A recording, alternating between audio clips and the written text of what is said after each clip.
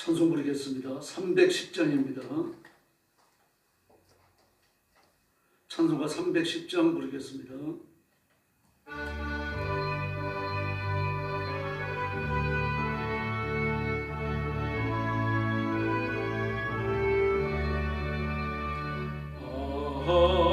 하나님의 은혜로 있을 때 없는 자 왜 구속하여 주는지 난 알 수 없도다. 내가 믿고 또 지하면 내 모든 형편 하시는 주님 널 보호해 주실 것을 나는 확신하네. 왜 내게 보센 믿음과 또 복음 주셔서 내 마음이 항상 편한지 난 알 수 없도다. 내가 믿고 또 지하면 내 모든 형편 하시는 주님 널 보호해 주실 것을 나는 확실히 하네. 왜 내게 성령 주셔서 내 마음을 감동해 주 예수 믿게 하는지 난 알 수 없도다. 내가 믿고 또 지하면 내 모든 형편 주님 널 보호해 주실 것을 나는 확실히 하네. 주 언제 강림하실지 밤에 hom낮에 또 주님 만날 그것도 난 알 수 없도다. 내가 믿고 또 지하면 내 모든 형편 하시는 주님 널 보호해 주실 것을 나는 확실히 하네. 할렐루야. 311장 부르겠습니다. 311장입니다.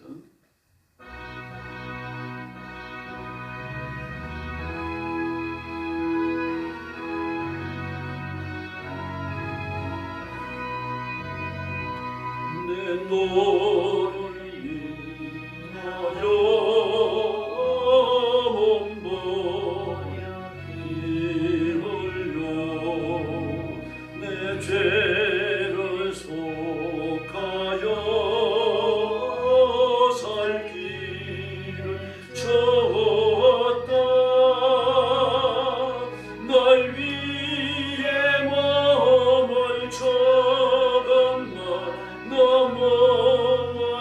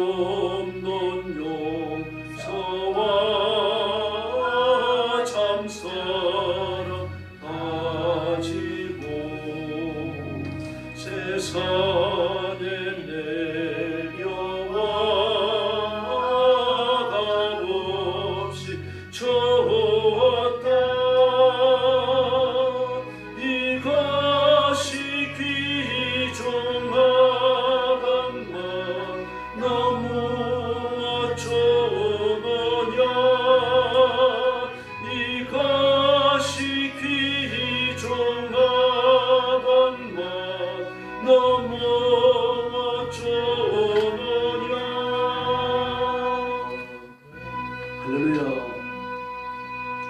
머리 숙여서 신앙 고백하겠습니다.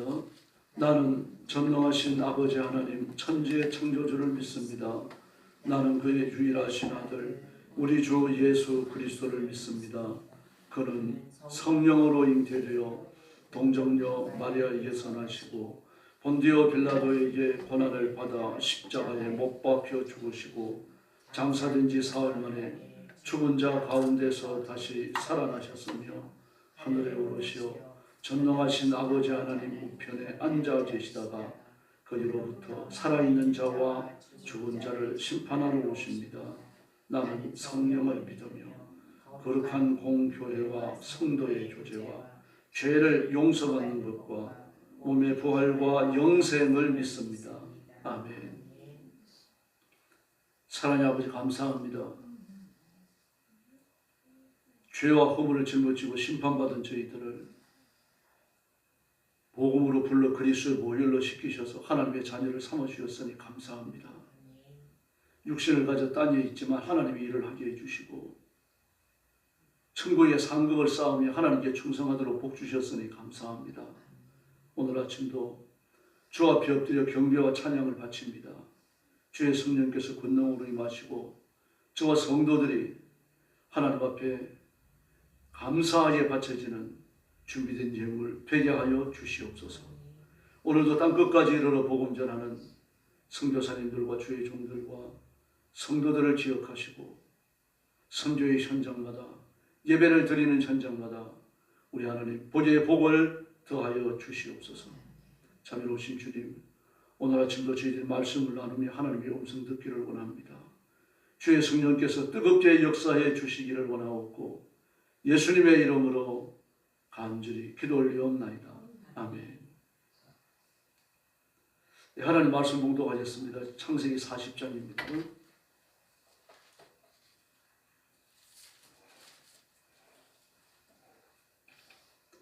창세기 40장 1절 말씀부터 제가 먼저 봉독하겠습니다. 그 후에 애굽 왕의 술 맡은 자와 떡 굽는 자가 그들의 주인 에게 범죄한지라. 바로가 그 두 관원장 곧 술 맡은 관원장과 떡 굽는 관원장에게 노하여 그들을 친위 대장 집 안에 있는 옥에 가두니 곧 요셉이 갇힌 곳이라. 친위 대장이 요셉에게 그들을 수중들려 하며 요셉이 그들을 섬겼더라. 그들이 갇힌 지 여러 날이라. 옥에 갇힌 애굽 왕의 술 맡은 자와 떡 굽는 자 두 사람이 하룻밤에 꿈을 꾸니 각기 그 내용이 다르더라. 아침에 요셉이 들어가 보니 그들에게 근심의 빛이 있는지라. 요셉이 그 주인의 집에 자기와 함께 갇힌 바로의 신하들에게 묻되 어찌하여 오늘 당신들의 얼굴에 근심의 빛이 있나이까. 그들이 그에게 이르되 우리가 꿈을 꾸었으나 이를 해석할 자가 없도다. 요셉이 그들에게 이르되 해석은 하나님께 있지 아니하니까 청하건대 내게 이르소서. 술 맡은 관원장이 그의 꿈을 요셉에게 말하여 이르되 내가 꿈에 보니 내 앞에 포도나무가 있는데 그 나무에 세 가지가 있고 싹이 나서 꽃이 피고 포도송이가 익었고 내 손에 바로의 잔이 있기로 내가 포도를 따서 그 즙을 바로의 잔에 짜서 그 잔을 바로의 손에 드렸노라. 요셉이 그에게 이르되 그 해석이 이러하니 세 가지는 사흘이라. 지금부터 사흘 안에 바로가 당신의 머리를 들고 당신의 전직을 회복시키리니 당신이 그 전에 술 맡은 자가 되었을 때에 하던 것 같이 바로의 잔을 그의 손에 드리게 되리이다. 당신이 잘 되시거든 나를 생각하고 내게 은혜를 베풀어서 내 사정을 바로에게 아뢰어 이 집에서 나를 건져 주소서. 나는 히브리 땅에서 끌려온 자요 여기서도 옥에 갇힐 일을 행하지 아니하였나이다. 떡 굽는 관원장이 그 해석이 좋은 것을 보고 요셉에게 이르되 나도 꿈에 보니 흰떡 세 광주리가 내 머리에 있고 맨 윗광주리에 바로를 위하여 만든 각종 구운 음식이 있는데 새들이 내 머리에 광주리에서 그것을 먹더라. 요셉이 대답하여 이르되 그 해석은 이러하니 새 광주리는 사흘이라. 지금부터 사흘 안에 바로가 당신의 머리를 들고 당신을 나무에 달리니 새들이 당신의 고기를 뜯어 먹으리이다 하더니 제3일은 바로의 생일이라. 바로가 그의 모든 신하를 위하여 잔치를 베풀 때에 술 맡은 관원장과 떡 굽는 관원장에게 그의 신하들 중에 머리를 들게 하니라. 바로의 술 맡은 관원장은 전직을 회복하며 그가 잔을 바로의 손에 받들어 드렸고 떡 굽는 관원장은 매달리니 요셉이 그들에게 해석함과 같이 되었으나 23절 같이 봅니다. 술 맡은 관원장이 요셉을 기억하지 못하고 그를 잊었더라. 아멘. 요셉과 바로의 관원장들에 대해서 이야기합니다. 요셉이 보디발의 아내의 모함으로 감옥에 갇혔습니다. 그러나 그가 투옥되어 있는 그 기간에 바로의 두 신하의 시종장들, 관원장들도 들어오게 됩니다. 바로에게 범죄했다고 그랬죠. 바로에게 잘못을 저지른 일이 있는데 목배임을 당하지 아니하고 일단 갇혔죠. 근데 나중에 뜬받은 관원장은 목배임을 당합니다만 사소한 잘못은 아니고 좀 심각한 것이었던 것 같습니다. 그 잘못 범죄의 내용이 뭔지는 밝혀지지 않았습니다만, 그리고 그 두 신하가 꾼 꿈으로 요셉이 바로를 만나는 그런 배경들이 만들어집니다. 그러니까 2년 후에 바로를 만나게 됩니다. 1절에 보니까 이런 일들이 있은 지 얼마 뒤에 그렇게 말합니다. 이런 일들이. 요셉이 보디발 장관의 집에 있으면서 충성스럽게 일을 하니까 하나님이 복을 주시고 보디발이 부자가 됐죠. 그의 아내가 요셉을 유혹하니까 요셉은 그걸 뿌리치면서 겉옷을 뺏기게 됩니다. 그래가지고 모함을 당하고 감옥에 갇혔는데 감옥 속에서도 하나님이 은혜를 주시죠. 그래서 감옥을 맡아 관리하는 사람의 일종의 교도소장이고 그 사람은요, 우주로 말하자면 그런 사람의 신뢰를 받고, 그리고 이 요셉은 교도 관점에 해당됩니다만 자유가 없습니다. 죄인의 신분이기 때문에. 그러나 그 당시에 애굽 왕실에 일어났던 그 쿠데타 때문에 일종의 혁명이 일어난 거죠. 셈족에 의해 가지고 혁명이 일어났고, 그리고 본래 애굽 왕조에 종사하던 정치인들은 대거 갇힙니다. 그리고 보디발 장관의 사설 감옥에 이들을 가둬요. 사설 감옥에 가두는 이유는 일반인들과의 접근을 막기 위해서입니다. 그들이 누구를 만나는지 무슨 일을 하는지 전부 다 감시하기 위해서요. 그래서 요셉이 그렇게 그 감시의 일환으로 선택이 되는 겁니다. 그러면 그들을 만나갖고 감시도 해야 되지만 말 동무도 되어줘야 돼요. 왜냐고 하면 그들을 수발된다고 하는 건 단순히 심부름만 하는 게 아니기 때문이죠. 그래서 그 모든 일들을 총체적으로 요셉이 담당을 하게 되어집니다. 그러던 차에 그 애굽 왕에게 충성을 다하던 두 시종장이, 관원장이 붙들려 들어와요. 그래서 2절 말씀에 보니까 그들을 경호대장의 집안에 있는 감옥에 가두었는데 그렇게 말합니다. 이 사설 감옥입니다. 주로 정치인들이 갇혀요. 일반 잣동거리 갇히는 그런 일반 감옥, 일반 교도소에 가두지 않는 이유는 이들 격리해야만 하기 때문입니다. 그들 갖고 있는 지식이나 또 인맥이라든지 이런 게 수월한 게 아니거든요. 그렇기 때문에 그들을 감시하고 그들을 조정할 필요가 있는 거죠. 사설 감옥에 가뒀습니다. 근데 요셉을 지켜가지고 두 사람이 시중도 달리한 거예요. 근데 얼마 뒤에 이 두 사람이 아주 근심스러운 얼굴로 있는 겁니다. 요셉이 물었어요. 요즘 안색이 좋아 보이지 않는데 왜 그럽니까? 그랬더니 우리가 꿈을 꿨기 때문이다. 그러면서 먼저 술잔을 올리는 시종장이 자기의 꿈을 이야기하는 겁니다. 내 꿈에 보니까 내 앞에 포도나무가 있고 포도나무 가지가 셋이 있는데 거기에 싹이 나더니 꽃이 피고 포도송이가 익었다. 꿈속에서 순식간에 되는 겁니다. 지금. 그래서 내 손에 바로의 잔이 있기로 포도를 따다가 즙을 짜서 바로에게 바쳤다. 그런 겁니다. 그때 요셉이 해몽을 하는 겁니다. 가지 셋은 사흘인데 앞으로 사흘 후에 당신을 복권시킬 겁니다. 그런 거예요. 근데 그 꿈을 들으니까 길하잖아요. 그러니까 떡을 올리던 그 관원장도 그럼 내 꿈도 좀 해석해 주시오 그러면서 꿈에 대해서 이야기하는 겁니다. 나도 꿈을 꿨는데 나는 빵이 담긴 바구니 3개를 머리에 입고 있었다. 그런데 제일 위에 있는 바구니는 바로에게 더 온갖 구운 빵들이 들어있었는데 새들이 이걸 먹었다 그러는 거예요. 그럴 때 정반대 해석을 하는 겁니다. 사흘 후에 바로 당신을 매달 겁니다. 당신의 시신을 새들이 쪼아 먹습니다. 그러는 거예요. 그러니까 꿈을 꾸긴 꿨지만 정반대 해석이 나왔죠. 근데 그 해석대로 되어졌어요. 사흘 후에 잔치가 열렸고 바로가 두 관원장을 불러다가 술 맡은 관원장은 복권을 시켜주고 빵 굽는 관원장은 처형을 합니다. 아마 빵 굽는 관원장이 뭔 잘못된 것 같아요. 독과 관련된 것이 어떻게 연루되지 않았는가 그렇게 추측해 볼 수 있죠. 그 당시에 독살이라고 하는 건 뭐 어느 왕조나 마찬가지입니다. 내국에서도 그 왕이나 왕의 주변 사람들을 시해하는데 가장 흔하게 쓰이는 것이 독입니다. 그래서 그런 것들과 관련되지 않았을까 싶습니다. 그런데 이렇게 말합니다.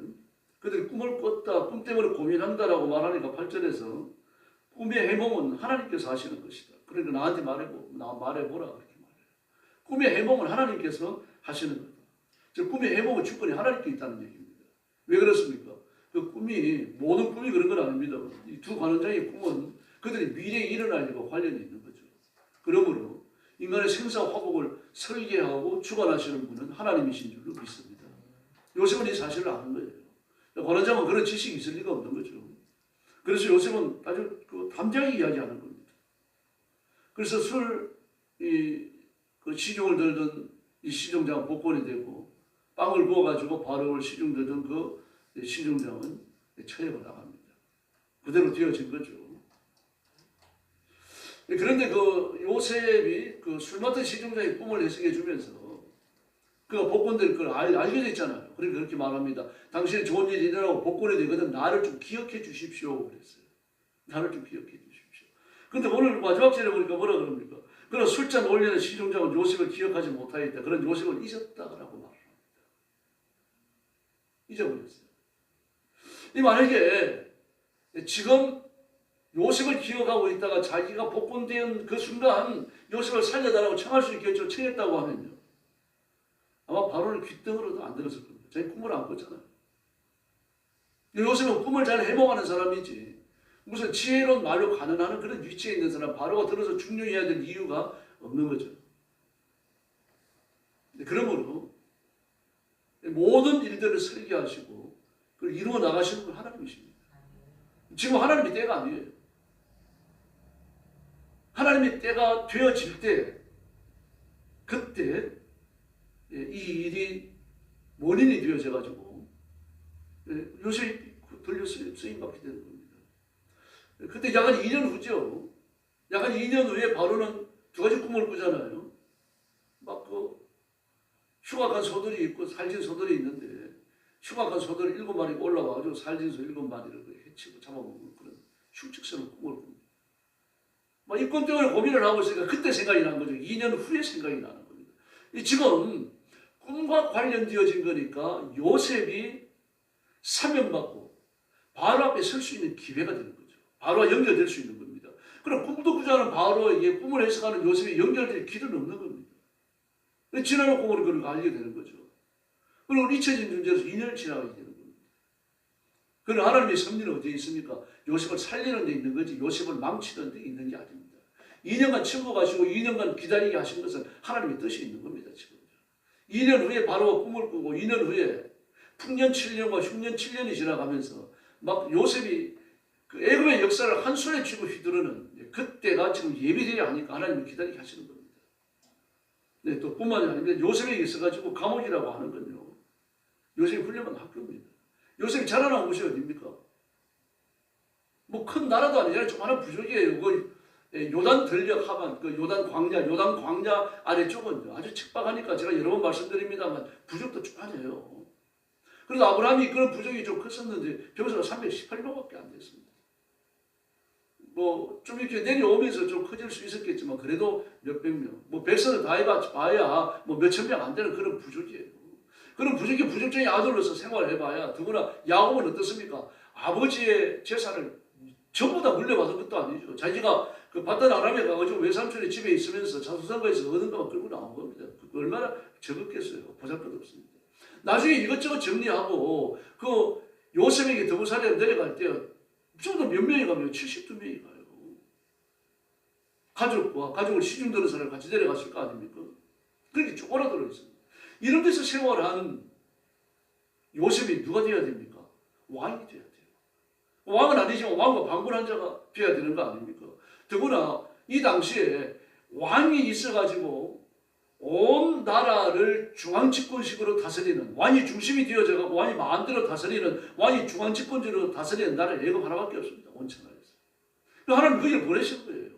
왕과 방불한 자가 돼야 되니까요. 하지만 그 경험이 어떻습니까? 왕이 될 경험을 전혀 한 적이 없지 않습니까? 왕이 수업을 받은 적도 없고 왕을 시킨다고 하더라도 뭘 해야 될지 어떻게 압니까? 많은 시행착오를 거치게 되겠죠. 그래서 하나님이 선택한 훌륭한 과정이 뭡니까? 감옥이에요. 이 감옥에 누가 들어와 있었습니까? 쿠데타가 일어나가지고 왕조가 셈조 계열로 뒤바뀌기 이전에 애굽의 본 왕조의 정치인들이 대거 들어와 있었습니다. 그들에게서 배우는 거죠. 그 정치의 노예한들, 정치의 그 구단 집단들 아닙니까? 그런 사람들이 일생 동안 정치만 해오고 애국을 한 손에 쥐고 흔들었던 사람들 아닙니까? 그런 사람들이 드러나오니까 얘기할 게 뭐 있겠어요? 그것밖에 없잖아요. 더구나 요셉이 어떻습니까? 똑똑하죠. 똑똑하니까 그들 말귀를 알아들어요. 말귀를 알아들으니까 요셉을 앉혀놓고 자기 경험담을 들려줄 수밖에 없잖아요. 하나님이 그거 하라고 그 정치인들을 보낸 거고 요셉을 거기에 붙여놓으신 겁니다. 그러면 요셉은 거기에 최소한도 2년 이상 있은 거죠. 2년 이상 있으면서 뭘 배웁니까? 그 노예한 정치인들을 만나면서 말입니다. 애굽의 숨은 모든 정치판들을 한 손에 쥐게 되는 거죠. 뭐 그러면 셈족 기회를 해가지고 왕조가 뒤바뀌어졌으니까 다 바뀔 게 아니냐? 다 바뀔 수 없어요. 애굽 왕조 손바닥만 한 게 아닙니다. 얼마나 큽니까 여러분? 그 큰 왕조의 정치인들을 다 바꿔놓으면요, 나라 한순간에 뭘로 찾아오니? 혼란이 찾아올 수밖에 없어요. 왕실은 다 바뀝니다.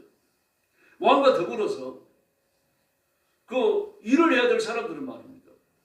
왕의 측근의 사람들, 실세들은 다 바뀔 수밖에 없어요. 그들이 다 돌아 있는 겁니다. 바로를 섬기면서 일했던 모든 정치의 실세 최고 우두머리들은 아닙니다.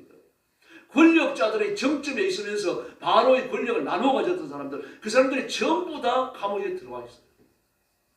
그러면 애굽 왕조의 실세들이죠. 지금은 쿠데타로 감옥에 들어와 있지만 그 사람들에게 듣는 겁니다. 지금도 애굽 왕조에 대해서, 애굽 정치 판도에 대해서, 애굽 경제에 대해서 모든 걸 다 아는 겁니다. 애굽의 금융 구조가 어떻게 돌아가는지, 애굽의 경제를 한 손에 쥐고 있고 경제의 카르텔이 어떻게 만들어져 있는지, 애굽 왕실의 돈들이 어떤 식으로 거두어지고 어떤 식으로 보관되는지, 그 돈을 주무르는 자가 누군지 다 아는 겁니다. 그 사람들의 약점이 뭔지, 빼달라는 재산이 어디에 숨겨져 있는지 정확하지 않은 거예요. 그걸 전부 다 요셉에게 다 말해주는 겁니다. 다시 말해서 요셉은요, 감옥에 있는 한 2년 어간 동안에 말입니다, 애굽 사회의 모든 판들을 다 알게 됩니다. 그러고 나서 2년 지나갔을 때 요셉은 왕의 최측근으로 쓰임 받잖아요. 근데 그는 거침없이 일을 해나갑니다. 왜 그렇습니까? 이미 알고 있으니까요. 자기가 해야 될 일이 뭔지 알고 있고 하나님이 지혜를 주고 계시고요. 그리고 애굽의 정치 판도를 한눈에 다 읽고 있는 겁니다. 어쩌면 바로를 찜쪄 먹었을 거예요. 바로보다 더 높은 자리에서 이스라엘 그 애굽의 정치 판도를 읽고 있었으니까요. 돈이 어떻게 흘러가는지, 경제가 어떻게 조직되고 있는지 다 아는 겁니다. 그러면서 그 흉년 7년, 풍년 7년이 되는 동안에 모든 재산들을 그 고두어 드리는 추수물을 따라 몰수를 하잖아요. 값을 들어서 사들인데 아주 적은 값을 주고 사들여요. 다 사들입니다. 다 사들이고 나중에는 그 흉년이 찾아오니까 얼마나 비싼 값에 팝니까? 뭐 이렇게 그 요셉이 모든 경제를 한 손에 쥐고 좌지우지하고 마음대로 하는데 태클 거는 사람이 아무도 없어요. 왜 없습니까? 그들의 약점과 장점을 한 손에 쥐고 있으니까요. 누가 태클을 걸고 나오면 어떻게 합니까? 자기 사위가 어디에서 무슨 일을 하고 땅 관리를 하고 있다지. 내가 알고 보니까 그 땅의 주인이 좀 수상하던데. 말 한마디 하면 끝나는 겁니다. 그들이 어두운 점을 다 알고 있으니까요. 숨겨낸 재산이 어딘지 알고 있으니까요. 그게 연루된 자가 누구고, 사위가 누구고, 그리고 아들이 누구고, 딸들이 누구고, 이런 사람들이 그 실세들과 어울려가지고 무슨 일을 하고 있는지 다 파악하고 있는 거 아닙니까? 아무도 그에 대해서 반항하는 사람이 없습니다. 요셉이 하고자 할 때 무조건 예스밖에 없어요. 14년 동안 그렇게 애굽 왕실을 주물러 온 겁니다. 애굽의 경제를 주물러 오고 애굽의 정치를 한 손에 쥐고 왔던 겁니다. 그걸 어디서 훈련받을 겁니까? 누구를 만나서 그걸 배울 겁니까? 그럼 하나님께서는 말입니다, 그 감옥 안에 그 요셉을 앉혀놓고 말입니다, 그 정치의 노예한들, 정치 귀신들 아닙니까? 그들이 요셉을 하나를 앉혀놓고 말입니다, 가르치고 세미나하고 컨퍼런스하고 쪽집게 가위하고 다 한 겁니다. 이들 동안 요셉은 머리가 얼마나 좋고 똑똑합니까? 그걸 다 기억하고 다 답습하고 있었던 거죠. 듣기 싫더라도 들어야 돼요. 앉혀놓고 내 소실적에 그러면서 말입니다, 자기 경험을 이야기하는 겁니다. 그 돈만 밟지는 못된 놈이 있었는데 내가 봐주지 않았은가? 애정이 끝나버렸다. 그 재산이 이렇게 형성되고 재산을 그 관리하는 자가 사위 누구고 또 어디에 땅들을 관리하는 자는 딸 누구고 이걸 다 알고 있는 거죠. 그러니까 요셉이 잘못 본 말을 말했다가 그날은 다 틀리는 겁니다.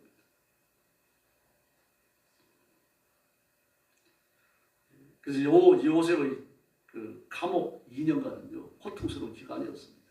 그러나 하나님은 2년 동안에 어떤 사람이 수십 년에 걸쳐서 배우고 파악하고 분별해야 될 것을 하나님은 그 시간에 다 단축해서 가르치신 거죠. 그러면 힘들었죠. 쉽지 않았습니다. 요셉도 몰랐어요. 자기가 왜 모함을 다녀야 되고 자기가 왜 감옥에 갇혀야 되고 이런 정치인들 수발을 들어야 되고 밤늦도록 저런 사람들의 그 지금까지 살아왔던 그 지난 이야기를 들어야 되고 모르는 거죠. 그걸 알 길이 없는 겁니다. 지금요. 술 맡은 관원장이 그래도 복권이 되고 나면 자기가 어떻게 도움이 될 줄 알았는데 그냥 깜깜이 잊어버리고 말입니다.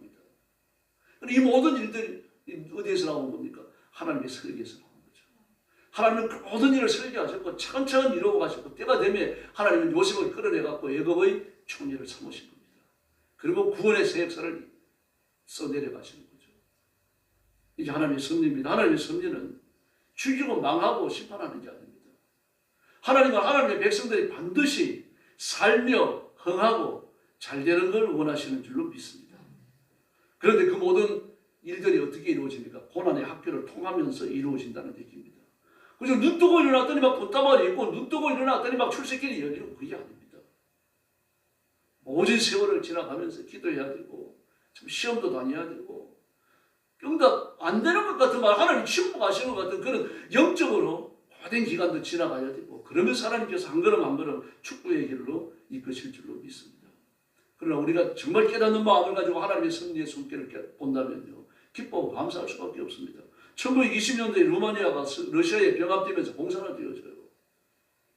그 아르메니아는 전통적으로 기독교 국가입니다. 그런데 공사가 되고 나니까 말이죠. 교회가 다 폐쇄되어지고 예배를 드릴 수가 없고 목사들 다 잡혀가고 말이죠. 성도들도 신앙을 고백하고 세례를 받은 사람들은 막 무섭게 책임 추궁을 당하고 어떻게 신앙을 표현할 길이 없어요. 그런데도 그 내리본 남작이라는 사람이 있었어요. 남작은 높은 집이잖아요. 귀족이에요. 그런데도 그는 끊임없이 전도했습니다. 그 자기 집안에서 뭐 교회가 다 폐쇄됐으니까 목사님들 모셔가지고 예배를 드리고 그랬어요. 근데 그러다가 어느 날 바로 체포돼 버립니다. 뭐 대놓고 그냥 신앙을 표현하고 복음 전하고 그러니까요. 감옥에 갇혀서 전도하는 겁니다. 간소한테 전도하고 막 그 같이 갇혀 있는 죄수들이 전도하고 그리고 막 그 맞은편 감옥에 있는 사람에게도 말입니다. 큰 소리를 전도를 하고 붙잡혀 들어오긴 했지만 그래도 귀족 출신이니까 너무 그렇게 닦아서지도 못하는 거죠. 어쨌든 전도했어요. 근데 간수하라고 조롱을 했습니다. 당신이 믿는 그리스도는 너무나 빈약해갖고 당신을 오기에서 구해내지도 못하는데 그 그리스도를 왜 믿으라고 그랬어요. 그랬더니 내리몬 남정이 이렇게 말하는 겁니다. 내가 감옥에 갇힌 것은 예수님의 권능을 증거하는 거예요. 그러니 기가 막힌 겁니다. 아니 감옥에 갇혀서 예수님의 권능을 증거하는 거라면 아예 죽는다면 더 큰 권능이겠네요. 그래 비꼬는 거예요. 그래서 내리몬이 이렇게 말합니다. 만약에 내가 감옥에 갇히는 죄수들과 간수들에게 복음 전해야 되니까 나를 좀 감옥에 들여보내주시오 한다면 당신 들여보내줄 수 있어. 천만에요. 상상도 할 수 없는 일이죠. 그랬더니 그때 내리본 남자에게 얘기하는 거예요. 그거 보시오. 지금 나를 감옥에 있는 사람들에게 전도하기 위하여 하나님께서 나를 여기 들여보내시고요. 그리고 당신네들은 나에게 전도하라고 무료로 숙식을 제공하고 있는 거 아니에요. 고통스러움을 이겨내기 위해서 그냥 하는 말이 아닙니다. 인생의 본질을 꿰뚫어 본 거죠. 하나님의 섭리를 꿰뚫어 본 겁니다. 그걸 감옥에서 순교합니다만요. 여러분. 그리고 우리가 고난 속에서 두려워할 거 없어요.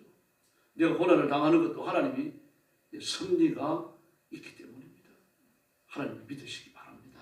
하나님은요, 우리가 잘 되는 걸 바라십니다. 때로는 침묵하시고, 때로는 고난을 허락하시고, 때로는 모함을 당하게도 놔두십니다. 그래서 두려워하지 마시고 십자가 붙들면 반드시 저와 여러분이 승리할 줄로 믿습니다. 기도하겠습니다. 자비하신 아버지 하나님 감사합니다. 요셉을 위기와 고난과 감옥의 고통에서 건져주시고 마침내 그를 훈련시키셔서 애굽의 총리 대신으로 삼으시는 것을 봅니다. 전능하신 하나님, 하나님의 섭리를 믿고 하나님의 계획을 믿고 하나님의 손길을 믿으면서 우리가 일상생활 속에 당하는 위기와 고난 속에 두려워하지 아니하도록 하나님 복 주시며 도와주시기를 간절히 원하고 기도합니다. 자비하신 하나님, 우리가 형통한 삶을 사는 게 아닙니다. 물질적인 고난을 겪기도 하고 사람 때문에 시험을 당하기도 하고 때로는 모함을 당하기도 합니다. 하나님 아버지 무슨 일을 당할지라도 두려워하지 말게 하시고 전능하신 하나님, 자비하신 하나님, 사실을 하나님만 바라보며 승리의 길을 걷도록 역사하여 주시옵소서. 우리 성도들을 주님 손에 맡깁니다. 하나님께서 건너의 손으로 만지시고 안수하시고 새롭게 하셔서 하나님이 복 주시며 하나님이 승리케 하시며 하나님이 온전케 하시는 그 놀라운 구원의 권능을 위하여 사용해 주시옵소서. 건강의 복을 주시고 물질의 복을 주시고 성령 충만함을 주시옵소서. 오늘도 주일을 주셔서 감사합니다. 성도들이 모여 주일 예배를 드리며 하나님의 임재를 체험하고 하나님의 거룩한 말씀을 들으며 하나님 앞에 헌신할 때 하나님께서 기뻐하시며 성도들에게 복을 내려 주시옵소서. 오늘 새벽도 기도하러 왔사오니 기도의 새 능력 주시기 원하옵고 예수님의 이름으로 간절히 기도 올리옵나이다. 아멘. 주기도 드리겠습니다. 하늘에 계신 우리 아버지, 아버지의 이름을 거룩하게 하시며 아버지의 나라가 오게 하시며 아버지의 뜻이 하늘에서와 같이 땅에서도 이루어지게 하소서. 오늘 우리에게 일용할 양식을 주시고 우리가 우리에게 잘못한 사람을 용서하여 준 것 같이 우리 죄를 용서하여 주시고 우리를 시험에 빠지지 않게 하시고 악에서 구하소서. 나라와 권능과 영광이 영원히 아버지의 것입니다. 아멘. 합심 기도하겠습니다. 자비하신 아버지 은혜 주시니 감사합니다. 우리의 손으로 만드시고